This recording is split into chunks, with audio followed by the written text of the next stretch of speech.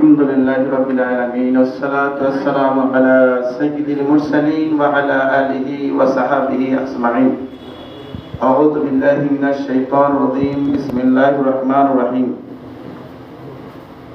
প্রিয় উল্লাপাড়াবাসী, ইতিমধ্যে আজকের এই অনুষ্ঠান সম্পর্কে আপনারা জানলেন যে ওপেন হাউস ডে। এখানে আলোচনা করা হবে বাল্য বিবাহ, নারী নির্যাতন, মাদক, জুয়া, চাঁদাবাজি, চুরি ডাকাতি, দস্যুতা, জমি দখল, মোবাইল ফোনের অপব্যবহার রোধ করতে এবং বিভিন্ন অসামাজিক কাজের জন্য। ইতিমধ্যে আমরা এইখানে 5 আগস্টের পরে একটা আইন শৃঙ্খলা মিটিং এখানে হয়েছিল। সেখানে আমরা আমাদের শ্রদ্ধেয় স্যার ভারপ্রাপ্ত কর্মকর্তা উনি উপস্থিত ছিলেন, কামরুজ্জামান স্যার উপস্থিত ছিলেন, আরো অনেকে উপস্থিত ছিলেন। আমরা এখানে অনেক নেতৃবৃন্দ ছিলাম। সেদিন আমরা অভয় দিয়েছিলাম, কিন্তু দেখা যাচ্ছে দিন দিন এই অপরাধগুলো আরো বাড়তেই আছে। অপরাধ সেদিন যেরকম ছিল আজকে কিন্তু তার চেয়ে বেশি হচ্ছে। আমরা সেটা প্রতিরোধ করতে পারছি না।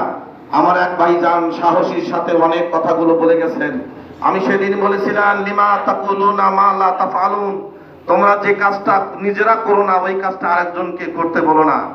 আগে নিজেদেরকে সঠিক হতে হবে। আমরা যদি মাদক মুক্ত হতে পারি, আমরা নিজেরা যদি সঠিক হতে পারি, তাহলেই সমাজটা সঠিক হতে পারবে।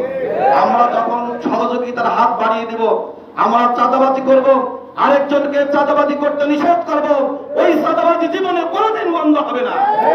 এইখানে যতগুলো কাজ হচ্ছে, বাল্য বিবাহ, নারী নির্যাতন, মাদক, জুয়া, এই নারী নির্যাতন করে, মাদক খায়, জুয়া খেলে, এই জুয়ার টাকা যখন ফুরিয়ে যায়, মাদকের টাকা যখন ফুরিয়ে যায়, তখন চাঁদাবাজির হাত বাড়িয়ে দেয়।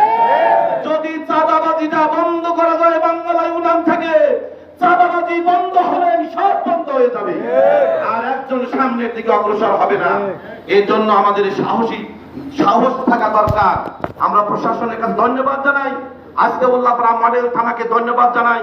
তারা একটা সুন্দর প্রোগ্রাম করার জন্য, আমাদেরকে কথা বলার সুযোগ দেওয়ার জন্য আমরা আপনাদেরকে অনুরোধ করব, আপনারা নিজেরা যদি সঠিকভাবে আপনাদের দায়িত্ব পালন করতে পারেন। আজকে এখানে লেখা রয়েছে পুলিশের জনতায় পুলিশ। আমরা চাই সেই মানবিক পুলিশ, যেই পুলিশের জায়গা হবে 17 কোটি মানুষের আস্থা, যেখানে কোনো নিরীহ মানুষ হয়রানি হবে না। যে অপরাধ করবে তাকেই শাস্তি দিতে হবে, কোন নিরীহ ব্যক্তি যেন হয়রানির শিকার না হয়। একটা অভিজ্ঞতার কথা বলি, আমি সদ্য হজ করে এসেছি এই বছরেই। সেখানে দেখলাম প্রায় 30 লক্ষ হাজী সাহেবরা মক্কার চত্বরে হজ করলেন। সেখানে পুলিশ বাহিনী, সেনাবাহিনী তাদেরকে নিরাপত্তা দিলেন। তাদের কাছে কোনো বন্দুক নাই, তাদের কাছে কোনো লাঠি নাই, তাদের কাছে বাঁশি নাই। তারা শুধু মুখের কথা এবং হাতের 2-1টা তালি দিয়ে সবকিছু নিয়ন্ত্রণ করতেছে। সেখানে বাড়ি দেওয়ার প্রয়োজন নাই, নির্যাতন করার প্রয়োজন নাই। পুলিশ এমন ভাবে সেখানকার পুলিশ গড়ে উঠেছে জনতার সাথে, যে জনতাকে যা বলে পুলিশ, জনতা তাই শোনে।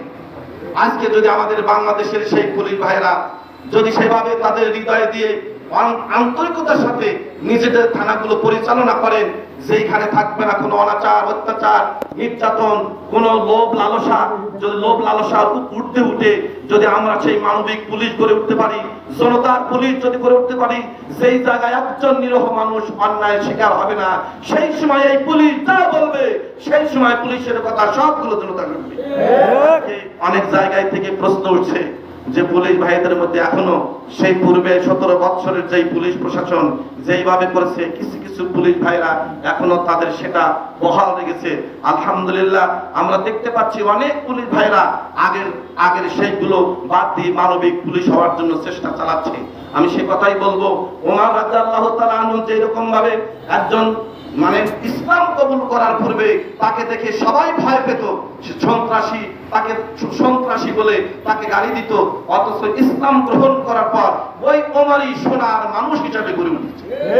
আজকে যে সমাজের মধ্যে যে চাঁদাবাদ, সন্ত্রাস, এই খারাপ লোকগুলোকে যদি আমরা ভালো বানাতে পারি, এই খারাপগুলো যখন ইসলামের পক্ষে আসবে, এরা যখন সমাজটা পরিচালনা করবে, এদের হাতে এরা যখন ভালো হবে, এই ভালো লোক দ্বারাই সমাজটা সুন্দর করা সম্ভব।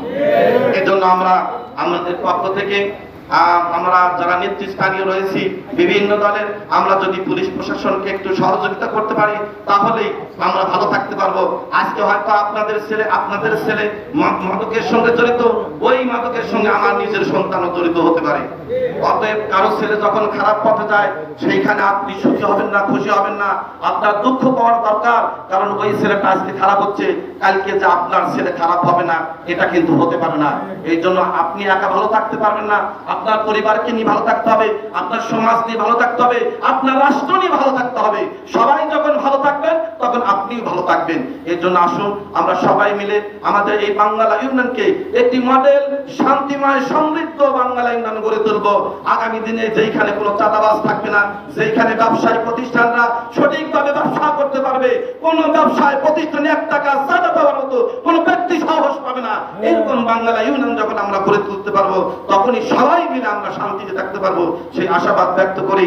সকলকে ধন্যবাদ। সুস্বাস্থ্য মঙ্গলময় জীবন কামনা করে সকলের কাছে দোয়া এবং ক্ষমা চেয়ে এখানে আমার বক্তব্য ইতি টানছি। আসসালামু আলাইকুম ওয়া রাহমাতুল্লাহি ওয়া বারাকাতুহু। ধন্যবাদ।